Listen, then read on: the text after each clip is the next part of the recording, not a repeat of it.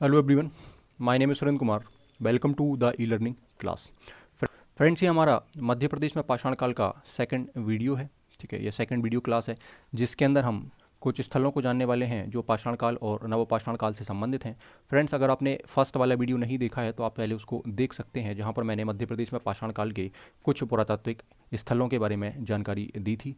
ये हमारा second video है। इस वीडियो के अंदर हम पाषाण काल का सेकंड पार्ट पढ़ने वाले हैं, stone as in Madhya Pradesh वाला है। फ्रेंड्स, ये वीडियो आपको मध्य प्रदेश पीएससी प्री और मेंस, व्यापम, पुलिस, एसआई, पटवारी, मध्य प्रदेश के जितने भी स्टेट एग्जाम सब में आपको ये काफ़ी ज़्यादा हेल्पफुल होने वाला है। सो आइए फ्रेंड, हम डिस्कस करते हैं मध्य प्रदेश में पाषाण काल। सो लास्ट क्लास में या वीडियो नंबर 1 में हमने डिस्कस किया था मध्य प्रदेश में पाषाण काल।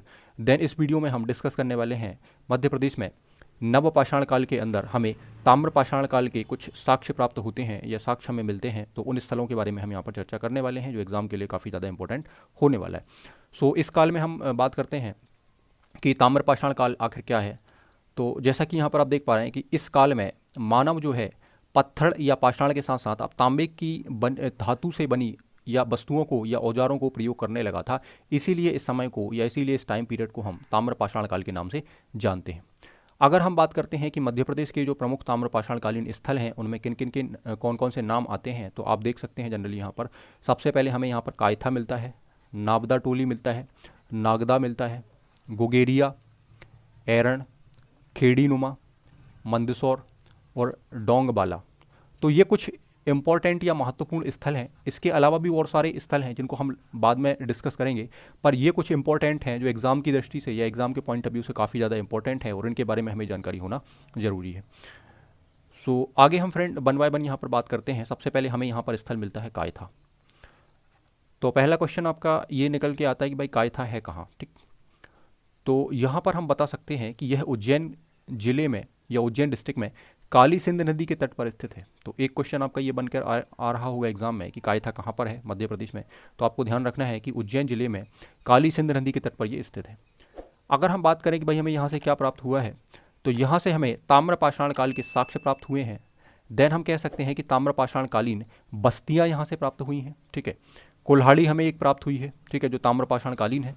छेनी प्राप्त हुई है और मिट्टी के कुछ बर्तन हमें यहाँ से प्राप्त हुए हैं। ठीक, अब बात आती है खोजकर्ता के बारे में कि भाई इसकी खोज किसके द्वारा की गई। तो खोजकर्ता में नाम आता है श्री बाकड़कर जी का। तो ये नाम आपको याद रखना है कि इनके द्वारा ही कायथा नामक स्थान की खोज। साथ ही साथ ये भी कहा जा सकता है कि इसे बराय मेहर की जन्मभूमि भी माना जाता है। ऐसा कहा जाता है कि जो उज्जैन है या उज्जैन में जो कायथा नामक स्थान है, इसको बराय मेहर की जन्मभूमि कहा जाता है। आगे हम इस इतिहास में डिस्कस करेंगे इस बात को, पर आप इसको याद रख सकते हैं एग्जाम के हिसाब से, ये भी इंपॉर्टेंट काफ़ी है।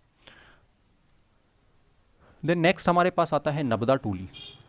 नबदा टोली जो स्थल है इसके खोजकर्ता एच.डी. सांकलिया थे। इनके द्वारा इसकी खोज की गई थी नबदा टोली की। बात आती है कि ये कहाँ है। ठीक है, सो सबसे पहली चीज़ तो ये है कि भाई ये ताम्रपाषाणकालीन स्थल है। ठीक है, देन नेक्स्ट है आपका कि जो मध्य प्रदेश के खरगोन जिले में आता है, खरगोन डिस्ट्रिक्ट के अंदर हमें मिलने वाला है नबदा टोली। तो आपको याद रखना है कि नबदा टोली जो जगह है ये खरगोन जिले में आती है, पूछा जा सकता है। देन इसमें साक्ष्य की हम बात करते हैं कि हमें यहाँ से क्या मिला है, तो झोपड़ी का एक घर मिला है, मटर, चावल, गेहूं, चना आदि की खेती का साक्ष्य हमें यहाँ से प्राप्त हुआ है। देन हमें एक बैलगाड़ी का साक्ष्य भी यहाँ से प्राप्त हुआ है। सो नबदा टोली हमें याद रखना है कि ये खरगोन डिस्ट्रिक्ट के अंदर आता है। Clear, HD. सांकलिया इसकी खोज करता है। नेक्स्ट हमारे पास आता है नागदा। नागदा भी आपको उज्जैन डिस्ट्रिक्ट के अंदर मिलने वाला है। ठीक है, उज्जैन डिस्ट्रिक्ट में या उज्जैन जिले में चंबल नदी के तट पर यह स्थित था। ठीक है, यहाँ से ताम्रपाषाणकालीन बस्ती के साक्ष्य प्राप्त हुए हैं। ठीक है, सो इसको भी हमें याद रखना है कि यहाँ से ताम्रपाषाणकालीन बस्ती के हमें साक्ष्य यहाँ से प्राप्त होते हैं। देन नेक्स्ट हमारे पास आता है गुंगेरिया।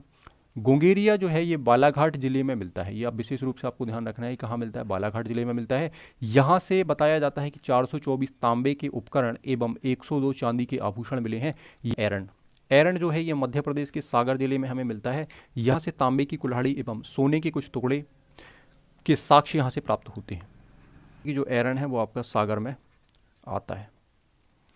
देन नेक्स्ट हमारे पास है खेड़ीनुमा।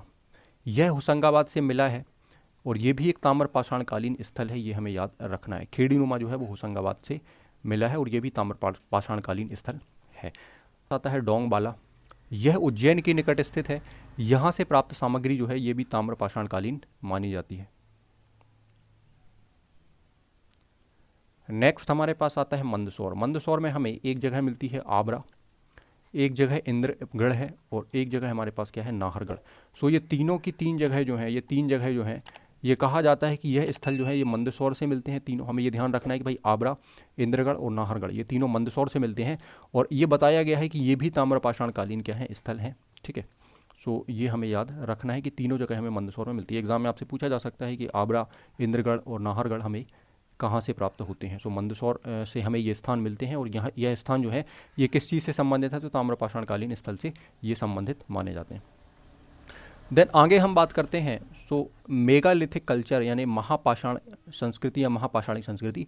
इसके भी कुछ यहाँ पर साक्ष्य मध्य प्रदेश में मिलते हैं। जनरली हम बात करते हैं तो रीवा, सीधी या सिवनी में आदि स्थानों पर हमें इसके साक्ष्य मिलते हैं।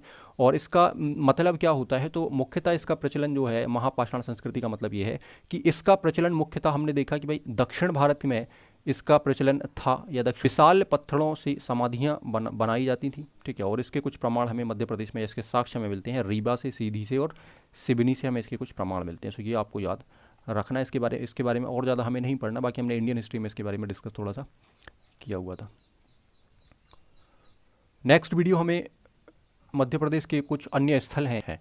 Thanks for watching this video.